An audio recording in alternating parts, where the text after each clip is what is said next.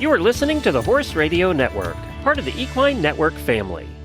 Hey, horse lovers. It's Tell a Friend September on the Horse Radio Network, and we need your help. We know you love our show because you get so much value from it.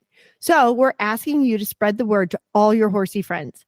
Tell them about us at the barn, on the trail ride, in the ring, and of course on social media. It's a free way to help support the show and spread the love of horses. And while you're at it, drop us a review on your podcast player. That really helps us out. Thank you for all your help in Tell a Friend Month. We couldn't do it without you.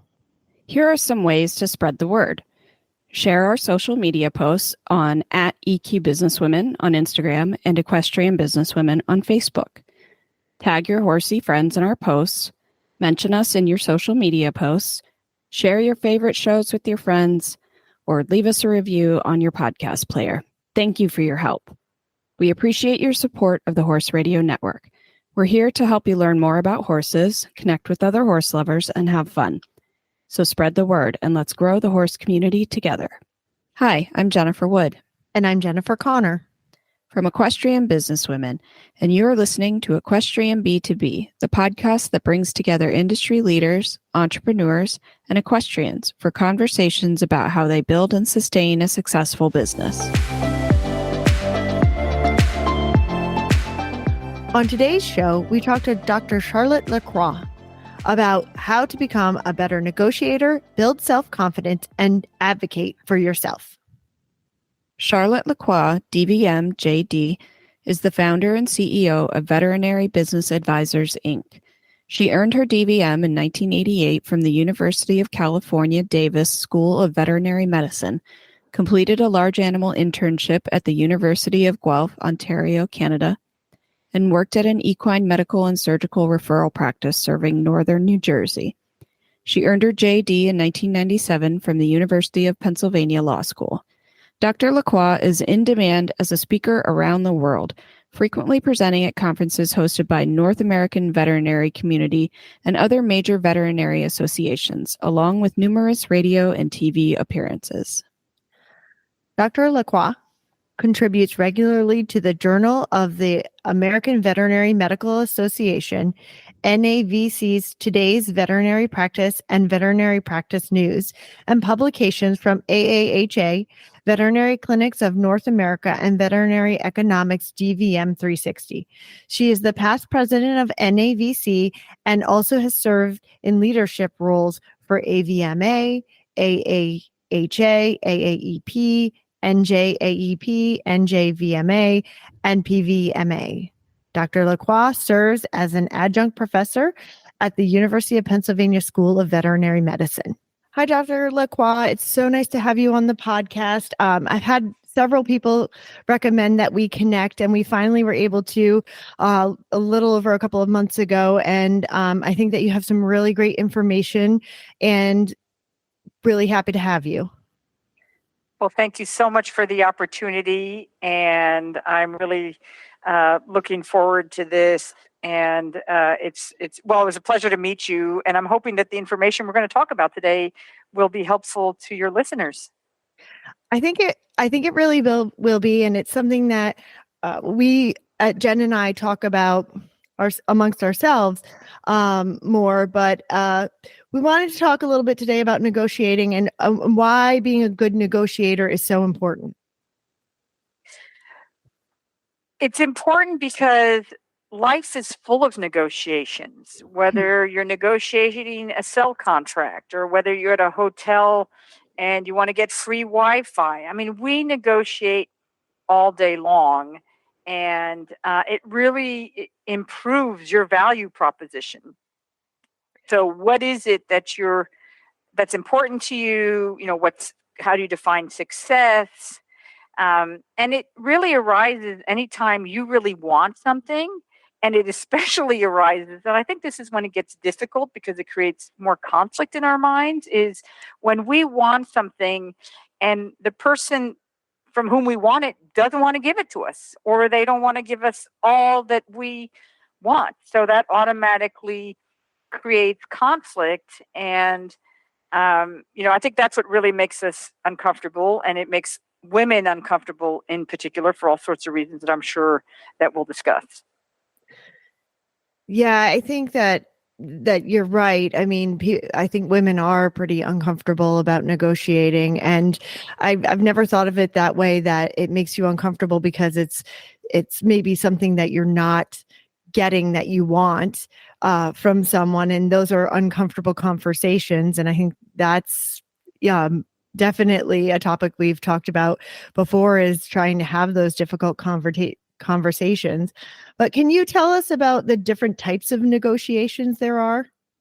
Yeah, and I think that's where we have to start, right? Because we really have to figure out what are the foundational principles of negotiation. Because I think if we can think of it as an objective way, and then we can start identifying different types of negotiation and styles of negotiation, I think then we're just a little bit more familiar and then better prepared to enter this particular, this exercise. So, as a general rule, there are two types of negotiation. There's distributive negotiation and there's integrative negotiation. And when you're about ready to enter into a negotiation, it's really important to identify, which one it is. And of course, there's also hybrids where there's a little bit of both. And so that's always a little bit of gray zone. But if you kind of know what type of negotiation it is, you can better position yourself into the style of negotiation you're going to use, and then you're going to recognize the style of negotiation that somebody else is using. So there's a lot of psychology that goes into this, and anticipating what with whom you're negotiating, what is it that they want, what is their approach, recognizing their approach so that you can actually manage them, right? Because if you're negotiating with the bully, being a bully back may not work unless you actually have a superior position or unless you have authority. But if you are in a subordinate position or have less to bring to the table, pushing back against the bully is only going to make them more authoritative. And so, and I can't overemphasize how much this is all about psychology and communication style. And the key to negotiation is recognizing your negotiation style, recognizing what negotiation style is best suited for the particular set of circumstances, and recognizing the negotiation style with whom you're negotiating. And when we deal with distributive negotiation, that tends to be a more competitive negotiation because the relationship isn't important. So you're really competing over a commodity. So, you're negotiating the purchase of a television, or you're negotiating the purchase of a cell phone contract or a credit card, or, to the extent that you can negotiate. And it's also tied in with supply and demand.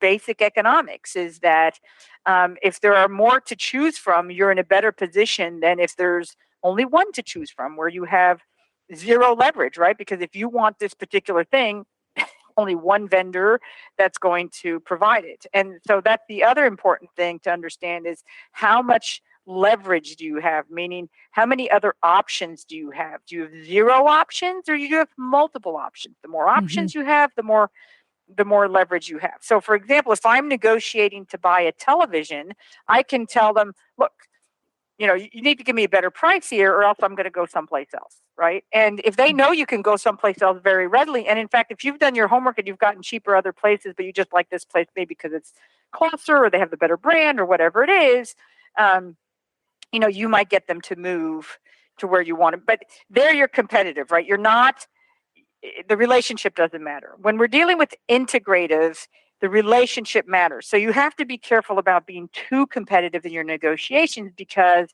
you don't want to leave a bad taste in their mouth. Because if you need them in the future and the circumstances may be different, like you need them more than they need you, then they won't be as nice to you either.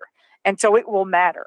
So that's the really hard part, is when you negotiate, if it's integrative, be cognizant of, okay, after we negotiate this thing, what's going to be important in the future? So this deals with employment relationships, right? It deals with landlord-tenant relationships. So if you really want to push your landlord hard, and let's say your landlord's been looking for 6 months for somebody to fill the apartment, and they haven't, and that, and you really grill them down. You get the cheapest rate, and you can see that you've pushed them, and this is where you have to pay attention how people react, which is why negotiation in person is the best way to negotiate, because you see how people, you see body language, you see how they respond. The next best thing is via the telephone, because people will respond. The worst way to negotiate is via emails, because it's a linear communication, and you don't have the human connection. Now, if you have all the leverage, then you can negotiate email, right? Because you say, here's the deal, take it or leave it. I don't care. Don't need to get to know you. This is it, right? But when you are dealing with distributive negotiation, the relationship does matter. And you should also look at, does the relationship matter to the other person? Because maybe it's distributive to you, but not so distributive to them. Right. So profiling the negotiation, figuring out what's involved, the pieces, the players, the type, is preparing, basically. That is really, really important, which we're reluctant to do because we're in such a hurry to get it over with because it's so uncomfortable. Yeah, that's so true. And do you think it takes quite a while for people to be able to recognize what style they use or what style other people are using? Or does it depend on the person? Does it take practice? It takes so much practice, but the first thing is you need to know Anatomy 101, which means you should read books on negotiation because they give you the anatomy, then you have to practice. And so, there's different styles. There's the competitive style, there's the avoider, there's collaborative, there's the person that accommodates, and then there's people that there's the compromising one. And many negotiations are filled with multiple aspects. And you may be like, if you're if you're buying a house, that's often much, competitive. Again, so if you deal with commodities, often it's competitive. In my mind, the people that are, well, let me ask you this. Which style do you think is the most difficult to negotiate with? I think anything that's really straightforward and direct and uncompromising would be very difficult for me to deal with, because I would just take the first answer I get and be like, okay, I'm done with it. It's kind of like they're down your throat, right? It's like, okay, right? That's very aggressive or assertive, again, especially in person, and especially if it's a man talking to me who has some sort of seniority or something like that. I find that extremely difficult, and I either accept what they're saying or I say, okay, well, I'm going to have to get back to you and think about it. And then I would rather answer not in person. Yeah. And power and authority have an immense influence on negotiations. And we often get tricked by it because they might need us more than we think that they do. I think what your experience is really what a lot of people experience. And part of that is trying to figure, okay, why are they at the negotiation table? What is important to them? What do they want? And how badly do they want it? And those things you find out by questioning, which people don't like to do because they just want to get to the meat and get over it because it's so painful.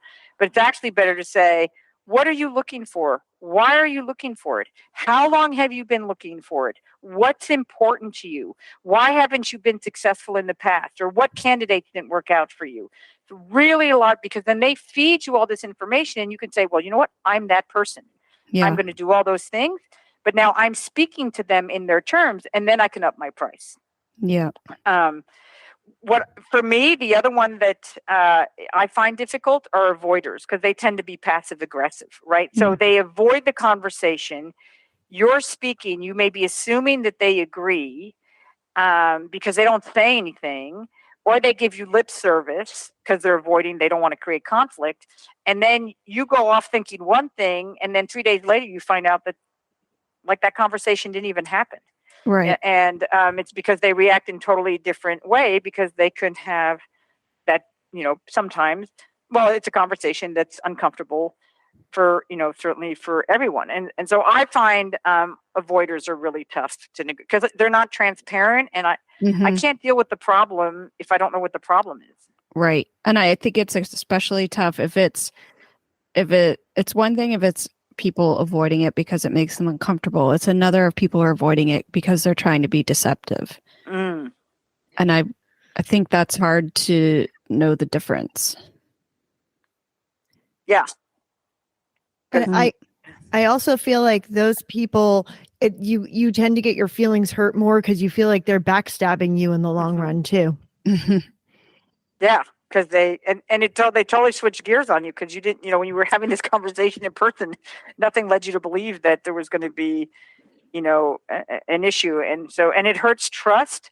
And once you impact trust in any type of conversation, relationship, or negotiation, it makes that future relationship very difficult or, suspect.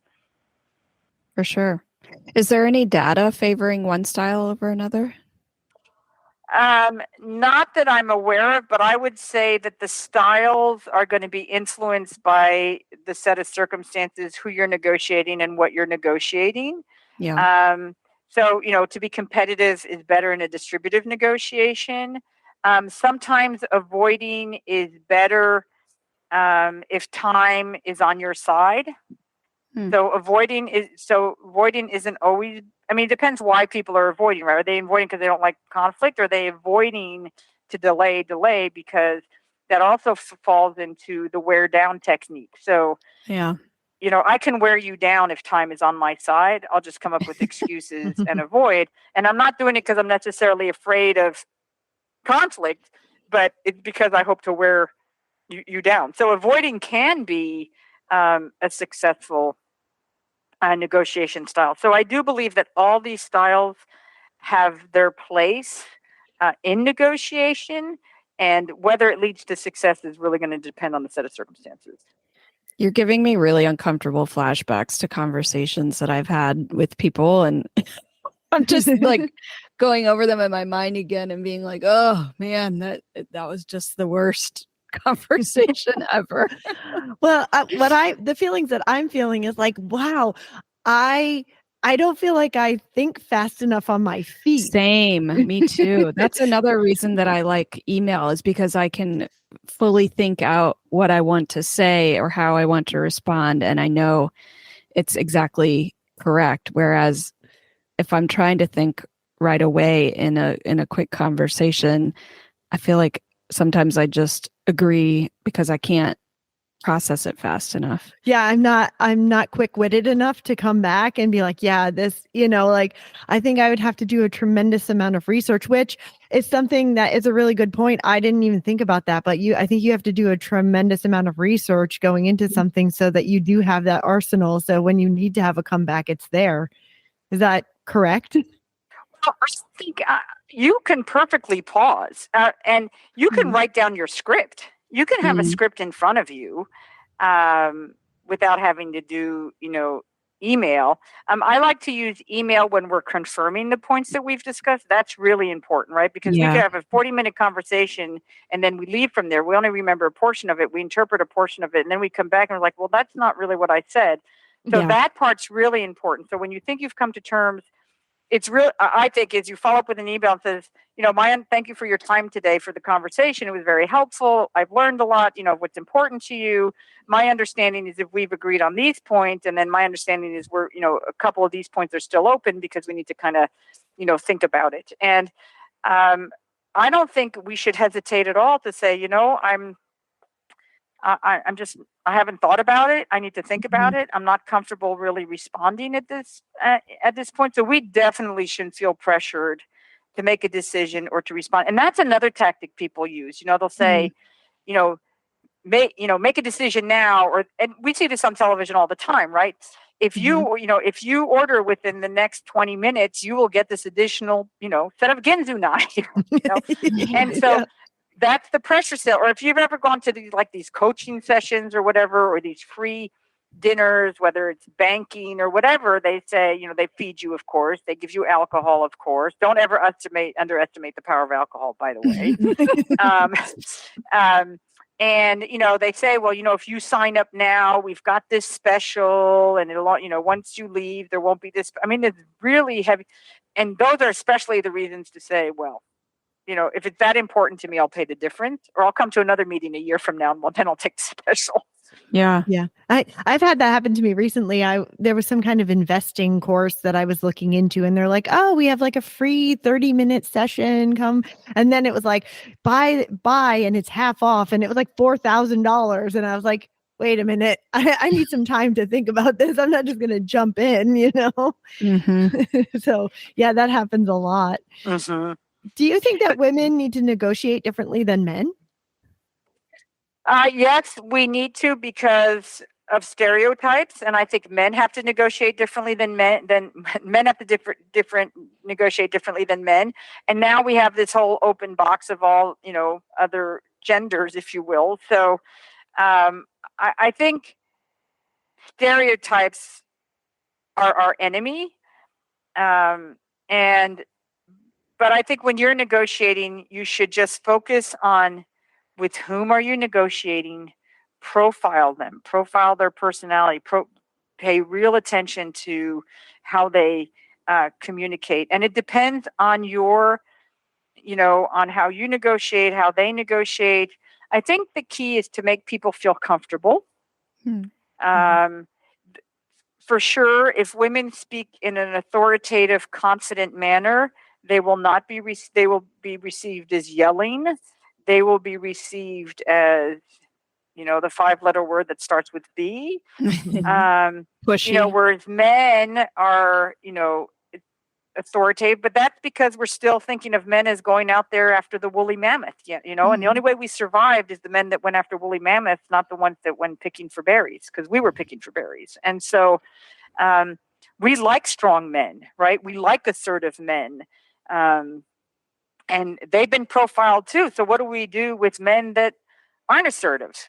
That they are, we consider them weak, even though they might be very good negotiators and actually far more collaborative, far more compromising.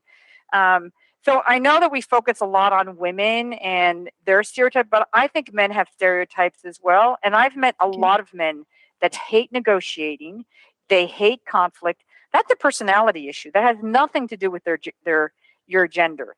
And so I think we're both pushed into stereotypes that make us feel, uncomfortable. And all I could say to women is, why are you at the negotiation table? Why are that other person at the negotiation table? What is important to you? Prepare. And hopefully you're negotiating and recognize tactics, right? If you're negotiating with somebody who's an avoider, very competitive, and if they're competitive in an integrative negotiation, they're mismatched, right? And why are they? Well, it's probably because they feel really uncomfortable and they hate conflict, and all they want to do is crush you and move on, right? That's why, because they have to be very assertive so that they get it over with and move on, right? Rather than having a discussion that makes them feel really uncomfortable. And so they will, we all use tactics that really are probably the incorrect tactic, but they are our response to being uncomfortable about having a conversation and negotiate. And of course, this takes maturity. It takes, it's hard for, a 20-year-old necessarily to have gone through years of talking and communicating with people and profiling people's communication style, but you can study it and practice it. So in other words, when you're having conversations with anybody, start to think about what their communication style is. And I think you hit it on the nail. You only get good at negotiation by practicing, and you only get comfortable by practicing and depersonalizing it.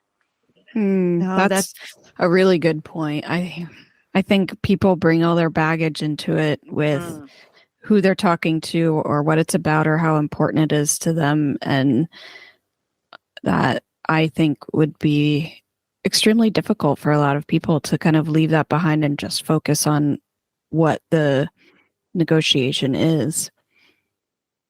And I like to use humor and sometimes fun sarcasm, but do not belittle yourself. We have a tendency as women to be overly humble, but to the point of belittling ourselves. Then we're making it too easy for with whom we're negotiating. Because if we belittle ourselves, we've just basically said we're not worthy. Yeah. So, and why would they believe us then when we come around and say we want more? Yeah. And so belittling yourself, there's a difference between humility and humbleness and belittling yourself. There's a fine line between that. And there is no place for belittling yourself in, certainly in negotiation. But connecting with people is also very important. Get to know the person, personalize it. This is why good salespeople get to know you. Yeah. And they really work you, because they want they want that, they really want that connection. And I think the other tip is anticipate what the other person, why they're there, what they want, what's important to them, and that comes through with a lot of questioning. Mm-hmm. And when we talk about, not being too self-deprecating and asking for what we want, how can we become more confident when asking for what we're worth? So I think confidence comes with two areas. One is, basically research in the marketplace. I guess research in the marketplace. 2, practice. And 3, how valuable are you to the other person? And that comes through questioning. We don't do enough questioning. And that's the preparedness part, is prepare questions like, why are they interested in me? What is it that I'm offering to them? Yep. So I had, just to share one thing is, when we get too quick to a negotiation, that's where conflict is more likely to happen. And so I had this in a negotiation class in law school, and I just remember this example where 2 people are fighting over an orange. And they're so busy fighting over the orange that had they gone ahead and questioned each other as to why do they want the orange, what part of the orange they want, they would have realized that one wanted the inside of it and the other wanted the peel. Oh, that's so cool. Yeah. And you have to and if we're like children where we're just fighting, for the eye without, exploring, like, why is that? What's so important to you about this orange? Yeah.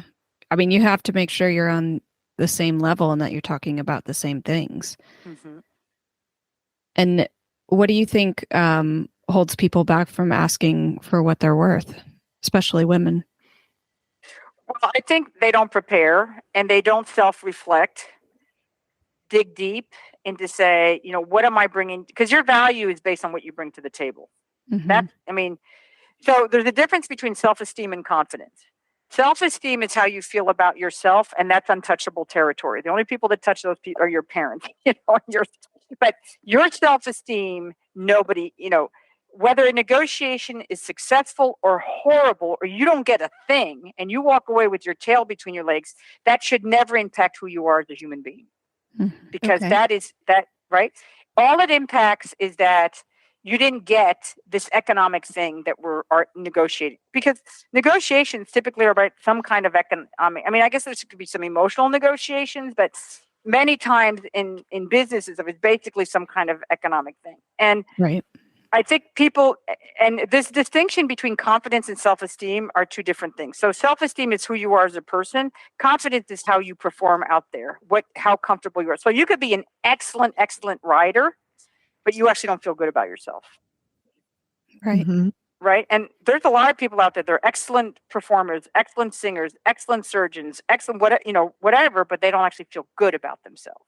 Mm-hmm. And that's where you dig deep, because if I'm not successful in getting this, then that doesn't mean my self-worth. It just means I wasn't successful in getting this. And people need to make that distinction.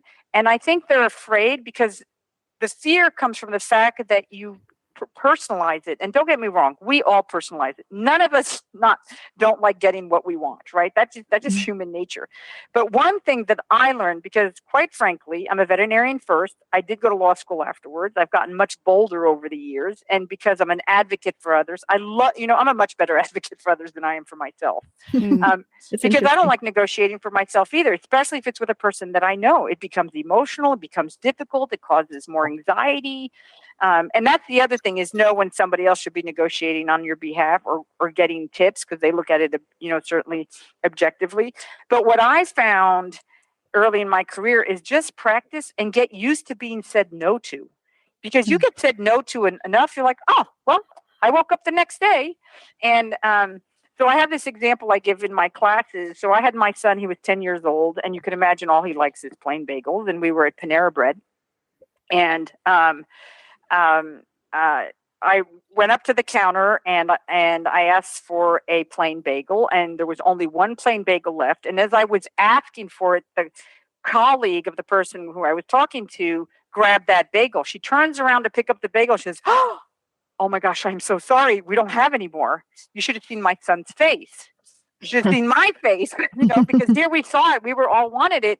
And she says, "Oh my God, I'm so sorry." And I said, "Well, how about we do this? How about we do a sesame bagel and we'll just take the seeds off? And because you weren't able to give me what my son wanted, how about giving me 2 bagels?" She says, "Okay." Or, they give you your dessert late and you say, "Well, we really waited a long time, and sometimes you just say, "Would you make this right for us?" Or, "Would you mind giving us a discount?" Or, okay, so what if the woman had said no? Big deal. I didn't get my second sesame bagel. If you ask for a free dessert because you were inconvenienced or whatever, many times good customer service will give it for free or discount, but sometimes they don't. Ask for it. So what? You had to pay for your dessert, right? So I think when you do a lot of it and the price is small, you get used to being rejected and it doesn't hurt you. And then it becomes a game. Then it's like, okay, let's see what I can ask for today. And people say no, but you'd be amazed at the time people say yes. And that gives you the confidence. And it gives you the confidence to ask. And I think that's the key negotiation, is the ask. And we're afraid to ask because we're afraid to be rejected. But if you ask enough times and you got rejected a bunch of times, you're going to stop taking it personally. It's like falling off a horse. The first time you fall off, it's a lot scarier than if you fall off a couple. It's like it's not the end of the world. Hopefully, I won't get hurt. But it's like everything in life, right? The more it gets done, the more you get numb to it. Mm. Yeah, I actually really identify with that because I'm in sales, and we've talked about this before, how it's the rejection part that a lot of people, it prevents them from being salespeople. And one of the exercises that I had read about was asking for something off the menu, something at a restaurant that's not on the menu, or change something on the menu and ask for, a dish without sun-dried tomatoes or whatever, to get yourself comfortable asking for something that's, it might be a no, but asking for it. Yeah, just keep asking, because and I think people are surprised by the number of times people actually say yes, because you know what? They don't want conflict either. Most people want, so they'll give you what you want, especially if it doesn't cost them. If it's not, it doesn't cost them anything or much. They'll give it to you. Mm-hmm. Yeah. So how would you say that, like, fear factors into all of this? Do you think fear factors into self-confidence or self-esteem or rejection? Like, what do you think, if does that play a part, or is it completely like separate? Your fear is different. No, I think the fear is because it hits your self-esteem, because rejection hits your self-esteem, right? Mm-hmm. If your family member rejects you or your partner rejects you for whatever, that's not a negotiation necessarily, right? But I think when you're negotiating at arm's length, typically these are business negotiations, we take it personally. And that's the key, is not to take it personally, which, you can't, that's not a button you can switch on and off. You can't not take something personally, right? That's just, people say that, well, I just don't take it personally. Well, I can't not take it personally. It's not like it just happens that way, right? But I do think if you practice enough and get rejected enough, you'll learn that. It won't be personal, because you feel that, well, I'm just as good as I was before the no happened. Yeah. Yep. So I think you kind of touched on some strategies to do that. Do you have any other tips to overcoming fear and being more self-confident? I think fear is embedded because of the unknown. Okay. In part, we're afraid of rejection, but we don't know what to anticipate, the unpredictableness of it. And I think one way to address that is, it's really, and I've said this before, it's keying out, number one, what is your value proposition to this negotiation? What do you bring to the table? Why am I so great? Why do you must be bringing something, otherwise they wouldn't even be talking to you. unless you're Right. totally desperate, right? But if you're totally desperate, I mean, that's where negotiations really don't, there's not much. If you're on the breadline, you don't have negotiation, right? Right. And if you're the monarchy, you don't have to negotiate. Or a dictator, you don't have to negotiate. You just tell people what to do or you cut their heads off, right? So it's kind of like a bell-shaped curve. And you should think of that in your head is, where am I on this bell-shaped curve? Yep. Yeah. You know, am I on either extreme? Or, you know, because if the other person is so desperate, then you can just decide what you want, because they'll probably say yes. So I think, you know, figuring that out, profiling communication styles, figuring out your value proposition. And yeah, it's really about being prepared. Why, you know, what's important to the other person? What can you give them? Can you give them the orange peel while you keep the orange? What's in it for them? One of the buzzwords I think that has become really prevalent lately is imposter syndrome. And, you know, we've heard about it a lot and how so many people think they suffer from it. Can you talk a little bit about what it is? And, you know, is it the same thing as lacking confidence, or does it mean something different? Part of it is also your personality style. You know, if you're a very empathetic, conscientious, accommodating personality, you know, the people that we all love being around because they make us feel so good, because they make us feel like it's all about us. I think if you're more on that spectrum, you're going to come up with excuses as to why you were successful, that it wasn't you, it's because of what somebody else did. I think that, you know, even if you're not necessarily that personality, especially when you have a good result that's not something you're used to, you're like, well, how the heck did that happen? But here's the thing. Even if you do get help from a lot of people, so let's just say you brought this horse to like Grand Prix level, right? And you're the rider. We know you didn't do that by yourself, right? Right. You had trainers, you had grooms, you have the horse, you have a lot, and it's okay. That doesn't take, you know, the fact that you were surrounded, or you picked the good horse, the fact that you picked the right trainers, the fact that you picked the right caregivers so that the horse isn't always angry because they're being kicked in the shins all the time. You know, the fact that you put the team together and that all these people helped you and you didn't do it alone does not take away the success that you've done, right? And so I also, because sometimes, you know, imposter syndrome comes through like it's just you or them, like, you know, and yes, you were successful, but few people are very successful alone anyway. So it's perfectly okay to share that success. And the fact that you're sharing it does not invalidate your personal accomplishments that got you there to be, you know, also, you know, and let there be no mistake. There's luck too, you know, sometimes being in the right place at the right time, but that's not imposter syndrome. You know, luck is also about opportunity, right? People say that lucky people are because they're opportunists. And so, you know, while you do want to reflect on your accomplishments and how other people contributed, you know, you should take credit for it. And that's, but, you know, but there's humility too, because then there's a whole bunch of people that are so darn arrogant and all they do is walk on other people to get to, you know, the point of fame, and they're on the opposite spectrum. They're like, oh, it's all about me and I did it all by myself. But they couldn't have done it without all these other people. So we don't want to create those type of people either by talking about this imposter syndrome. But I think you have to think about, you know, like, yeah, I did do this. And yeah, people did help me, but that doesn't mean that I didn't achieve it also. Yeah.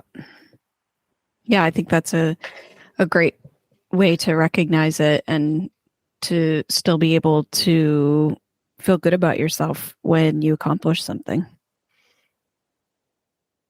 I think that's really important too. I know I always think I'm not very good at this. I think I totally have imposter syndrome where I'm always like, oh, I don't know how that happened. I don't know how I hit my numbers for my sales goal. I'm often like, I don't know. But yeah, I think that I need to probably own it a little better that, yeah, there's been people that have helped me along the way, but I actually did do work to get there, right? Yeah. And sales is one of the most, I mean, if you hit your numbers in sales, you did do a lot of it, right?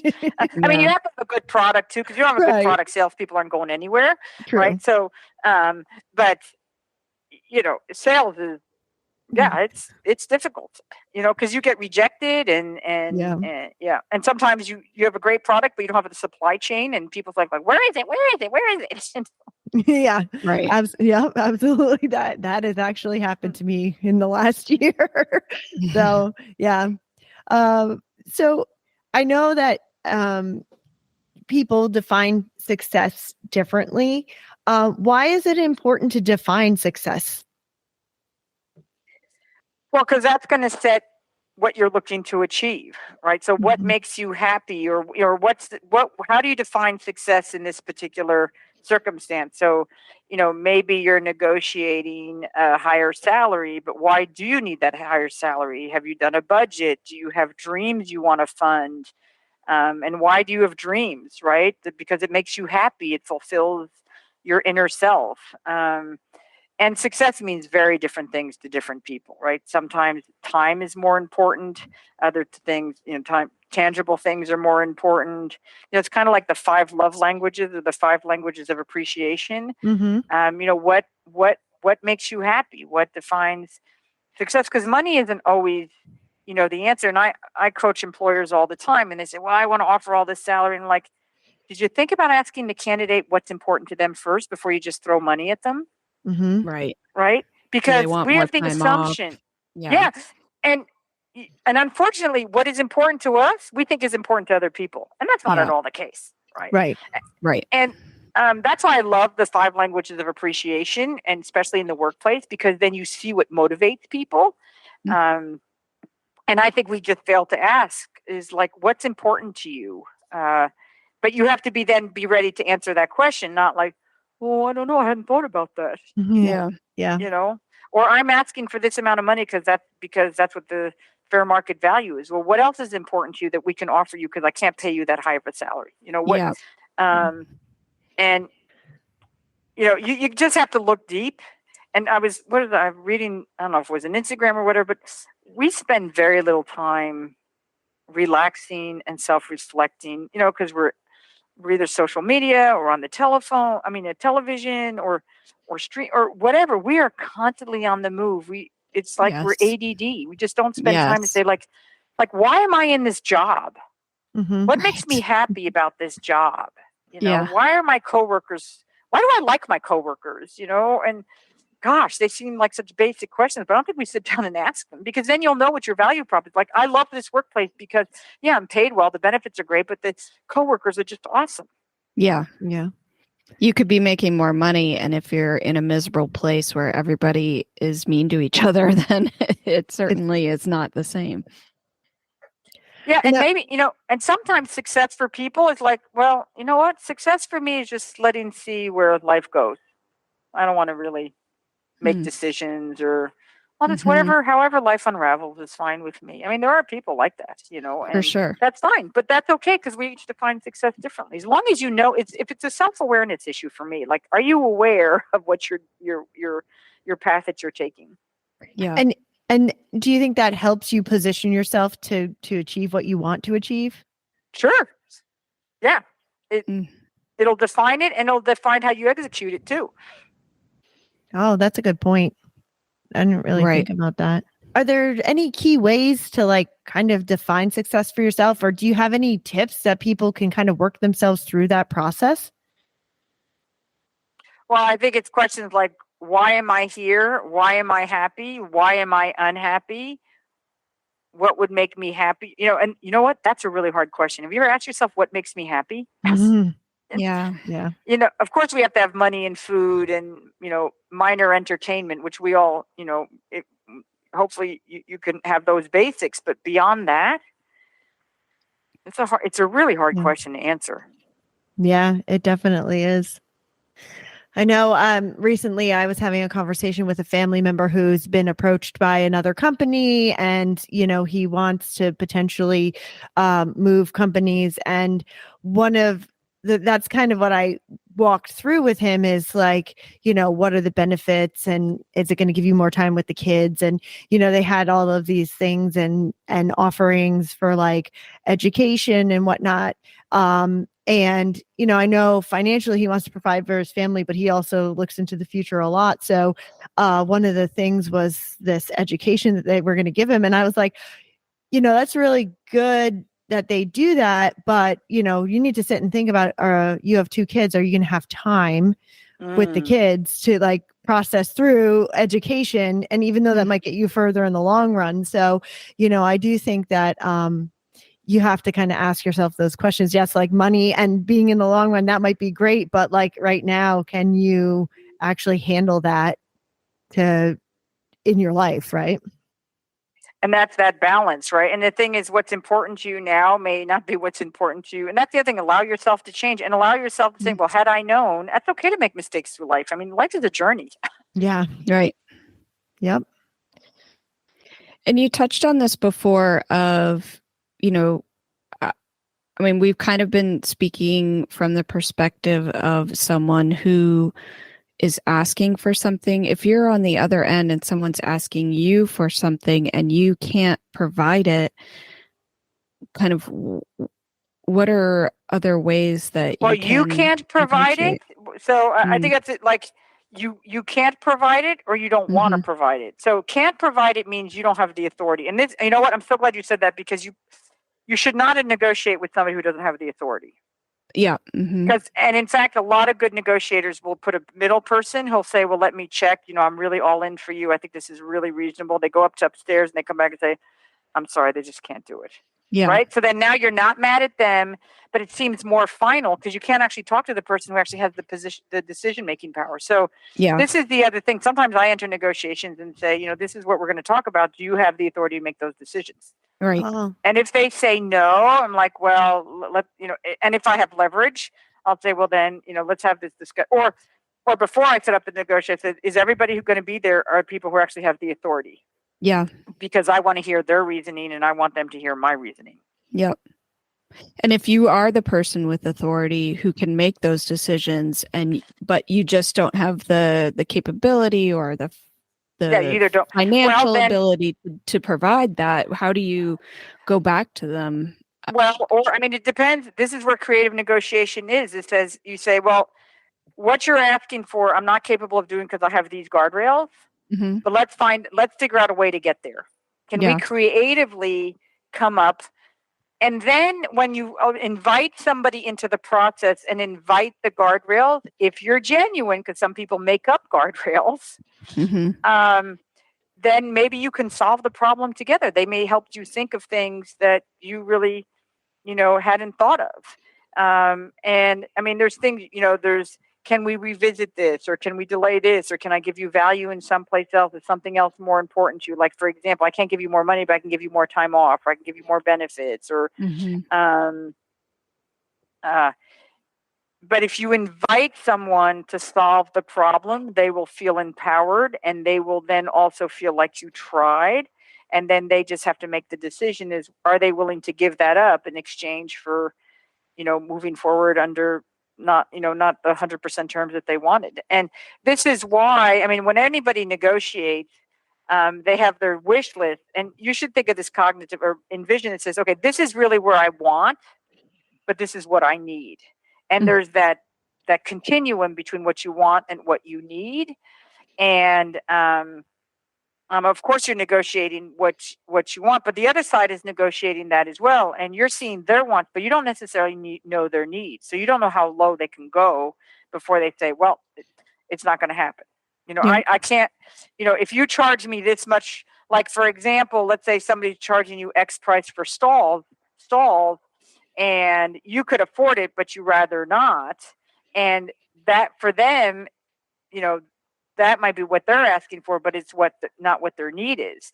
So the negotiation gets you closer to perhaps what you want, and as long as it's above what they need, you can strike a deal. But if what you're willing to pay is below what they need for their own budget, you won't be able to strike a deal. Yep. We kind of spoke about this, I think, earlier at the beginning when we were talking about stereotypes, gender stereotypes, and how women tend to be less liked when they become successful and men become more liked when they become successful. And we were wondering if there's a difference between quote unquote being liked and being respected in the job that you're doing. There's a huge difference, of course, but that difference is only going to matter if the other person makes that distinction and you actually care. Right. So here's the thing: you are not going to be liked by everybody. Yes. Nor should you care. Yeah. Right. But when you're a professional, even though you may not be liked, you would hope that you would be respected. Mm-hmm. And Yes. in my mind, respect comes with having integrity, transparent to a certain degree, and honest and clear about what's important to you, and what's not. And I've had clients say to me that, I have companies who make disparaging comments about, but that is more reflective of them than it is of me. And I don't make disparaging comments of other companies. It's just, Right. they're either, they do what they do, and that they're entitled to do that. And we just work as, based on whatever the client wants. So, but I think sometimes, well, I don't know, but I think we feel that we're judged, and sometimes women are worse against women, Yeah. Mhm. and sometimes men are patronizing. They don't even Sometimes. take you serious. Yeah, and I think I would rather be disliked than patronized. Because Same. at least if they dislike, then they actually have something that they've stuck their teeth in. If they patronize me, they haven't even given me the day of day of light or day of time or Time of day. Time of day. Thank you. We're getting towards the end of the interview. We can tell. So, the time of day. But here's the thing: you cannot control other people, how they view things, how they think about it, because that's their own psychological baggage, right? Mm-hmm. All you can do is, I go through my day, I do the right thing. I don't have to be full disclose everything. If somebody asks me a question I don't want to answer, I just say I'm not comfortable answering that. I don't lie about it. I just say, look, I'm not comfortable, or let me think about it, or whatever, or no, we'll agree to disagree. I just don't agree. But if you're prepared, you'll have some kind of. I think logic is important. It's focusing on logic as opposed to emotions. That's that's business physiology 101. Is you're going to have a better argument if it's based on logic, and you might be wrong, and it's okay to be wrong. Say, you know what, or you might be persuaded, that your position is not as strong as you thought it was. Yeah, I think the logic versus emotions part is difficult for a lot of people, and I think that takes practice as well in making sure what you're coming back with and what your arguments are based on logic and reasoning rather than, well, it's just what I want and that's just how it should be. And your failure is not, you're not a failure. The negotiation was a failure. There's a huge difference. You're not a failure, right? That's a self-esteem part. Like, you're not a failure, but the negotiation failed. But that's okay. You lick your wounds and you come back for another day. Yeah. And you keep, they've shown, that people that's got grit and perseverance are really people that get to the end game because they don't give up. They pick themselves up and they say, look, I'm going to move forward. And yes, am I going to get some battle wounds? Yes. But what is it? Doesn't kill me, makes me stronger. But that, that does take certain personality, and it's personality trait, but it takes support of your friends too. So lean on your friends. I think that's another tip is maybe your friend will say, well, Charlotte, I don't know. I think that's really unreasonable what you're asking for. Well, maybe you needed that wake up call. Mhm. Yeah. Yep. The people that are actually honest with you and know when to say that you're being ridiculous. Like, what, are you out of your mind? Yeah. people say necessarily, oh, I got this great deal, whatever. Things are never as simple as they appear either. So I would say be careful of that too, because there are always nuances behind the scenes that people don't necessarily share. And you're like, gosh, why didn't I get that deal? Yeah. Yep. Yeah, never fall for what's too good to be true. Oh, you love it. Yep.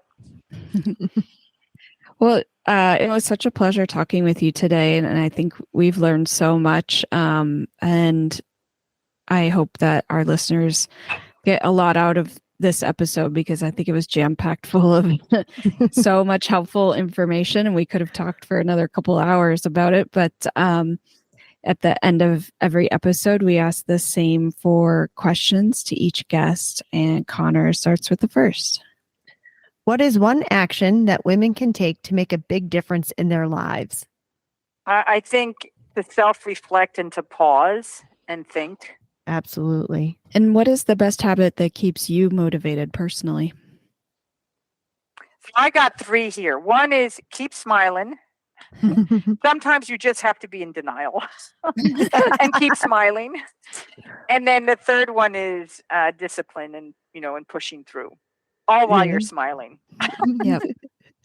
So, it's funny about your keep smiling. I was listening to a podcast earlier today, and they were talking about this exercise that this woman does, where even if her kids are being complete monsters, she takes herself to a place where she's an 80-year-old woman looking back on the moment, and she's trying to be grateful for being back there for 5 minutes so that she can enjoy it when her kids were young and all of that kind of stuff. And I was oh, that is really interesting. I mean, I can't imagine every scenario that I'd be like, oh, I want to be back there. But it was just funny, because it was kind of the same thing. Like, you have to appreciate and smile, and she can turn it right back on that she's smiling away. And I was like, wow.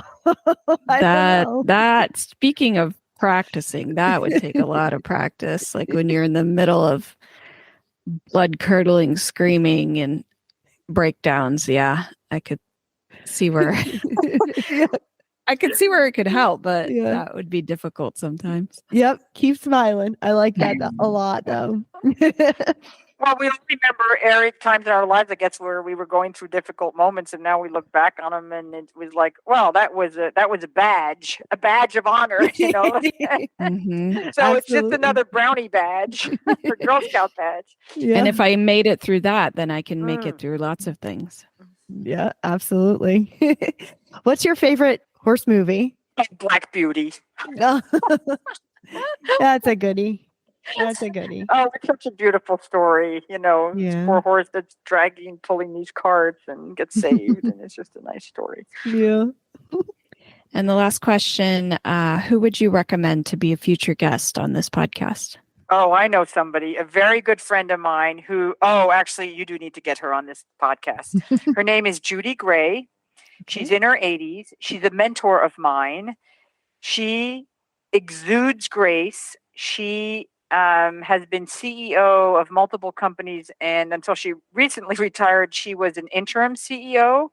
She's been in the biggest executive boardrooms you could imagine, and she is in. There is not an aggressive bone in her. She delivers I don't know. She's just so graceful, and people could be a little bit assertive, or they get aggressive. She's not aggressive, but she still gets what she wants. I mean, she's so magical. She's just magical, and I would love. I mean, she's not into horses or anything, but she is world experience, and she'd be a great person for your podcast. She really would be. Awesome. I'll ask her.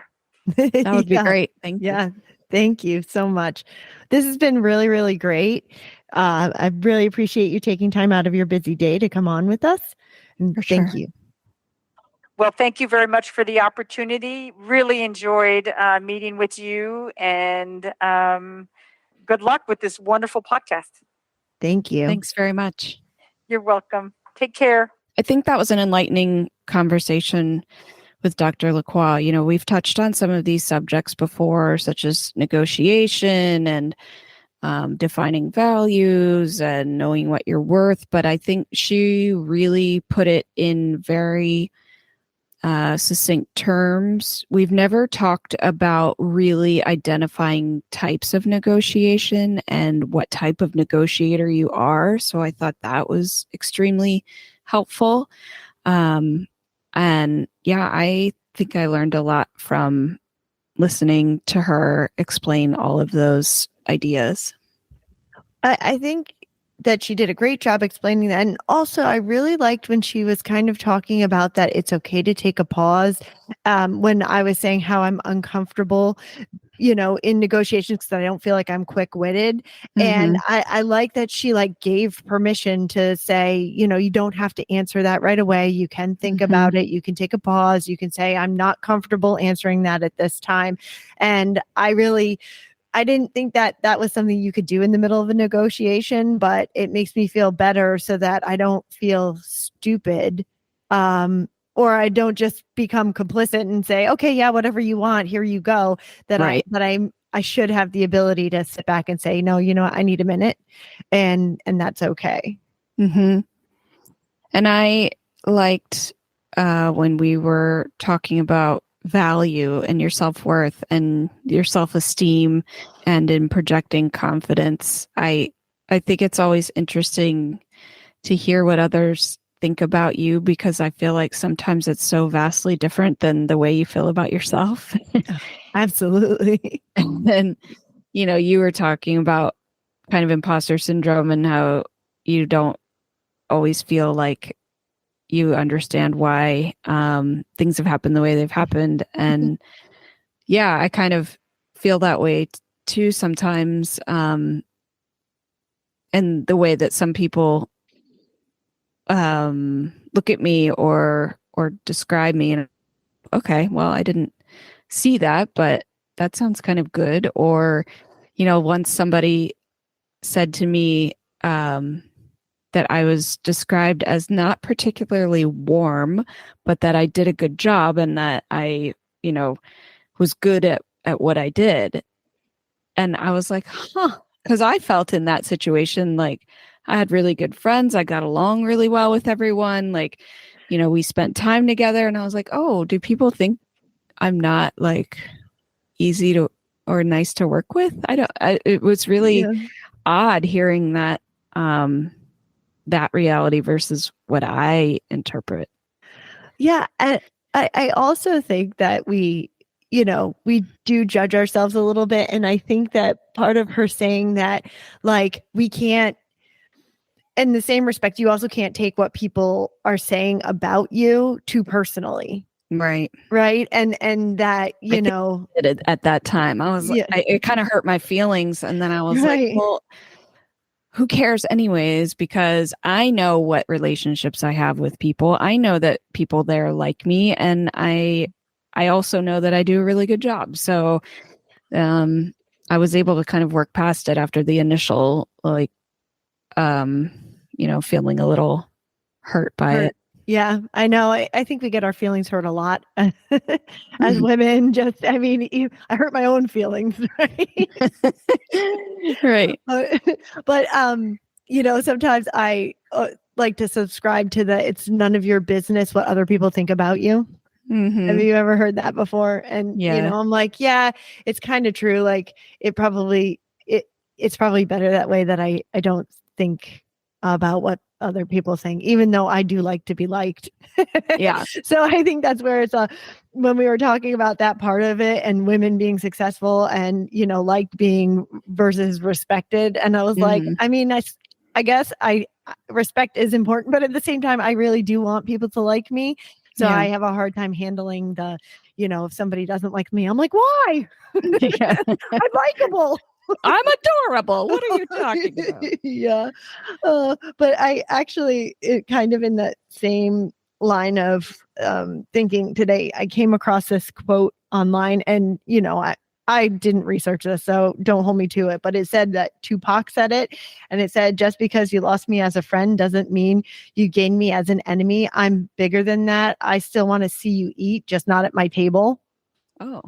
And I was like, that's really good. Like that really, and so yeah, we might not be friends, but it doesn't mean we have to be enemies either. Yeah, that's a good point.